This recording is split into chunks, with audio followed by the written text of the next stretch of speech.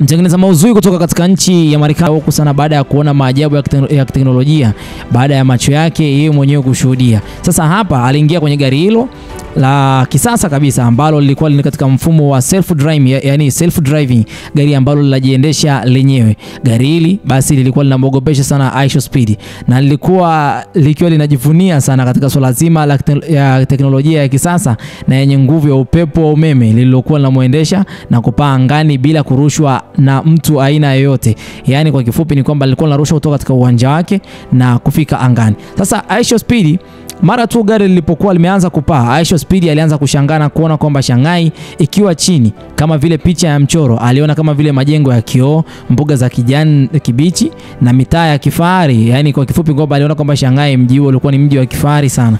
Lakini pia mtaa huo ulikuwa unaonekana kama vile sehemu ya michezo ya kidigitali. Aliona kwamba ni mitindo ya zamani iliyochanganyikana na majengo mapya ya kibiashara na viwanda kwa juu. Lakini pia aliandika kwenye vlog yake kwamba hii ni kama sinema, tena sinema ya kisayansi, lakini hii ndo uhalisia wenyewe. Hasa basi hapa kitu ambacho pia kilienda kikamshangaza pia iShowSpeed basi ni mji juu ya mji. Yani aliona mji katika mji huo wa China, mji ambao ulikuwa juu ya mji wake. Mabadiliko haya ni ya kisasa kabisa. Lakini pia iShowSpeed alijua kuwa alikuwa akishuhudia mandhari ya ajabu zaidi kuliko aliwahi kuona au kuwahi kufikiria. Aliweza kuona miji ya zamani na miji mipya juu ya mji mwingine. Alipokuwa angani aliona jinsi miji ya kale ilivyokuwa ikiwa imechanganyikana na miji ya kisasa yenye majumba ya vioo. Aliandika kwenye vlog yake kwamba hapa ni miji inaendelea kuja juu na hapa ni namna ambavyo siwezi kueleza miji inavyoishi juu ya miji. Kwa kifupi ni kwamba Wachina wameshindikana kwenye swala la teknolojia. Hii ilikuwa ni picha ya ajabu ambayo watu wengi hata waliokuwa katika live stream yake walianza kushangaa kuona kitu cha namna gani hichi. Muona ni vitu ambavyo tulikuwa tunaviona kwenye movie, sio vitu vya kwenye movie, ni vitu ambavyo ni live kabisa. Hii ilikuwa ni picha ya ajabu ambayo aliona kama ni mabadiliko ya miji kutokana na michoro ya kihistoria ikiwa imechanganyikana na ujenzi wa kibiashara. Ufanisi wa miji ilionekana kuwa ni michanganyiko ya zamani na wa kisasa ambapo kila jiji linaishi kwa njia yake ya kipekee. Na Speed aliona jinsi mabadiliko hayo yalivyokuwa yanapinga hatua kubwa sana za utamaduni wa maisha ya kijamii.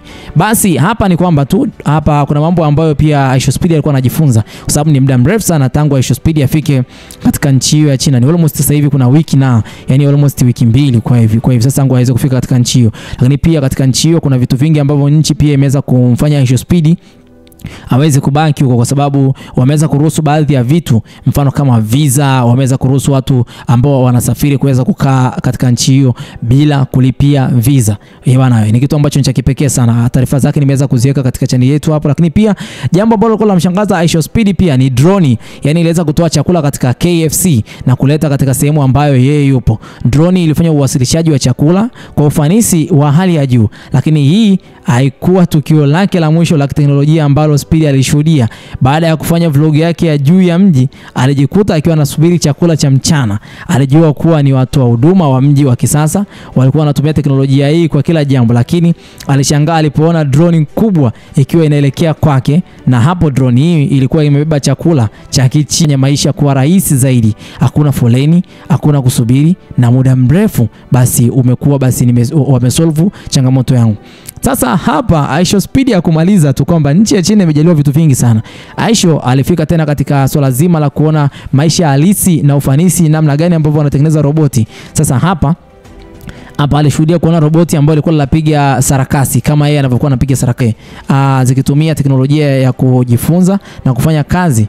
Awali zilihitaji nguvu za kibinadamu na aliweza kuona roboti hizo kwa zinatengeneza chakula, kutoa huduma kwa wateja na hata kusaidia wafanyakazi katika ofisi.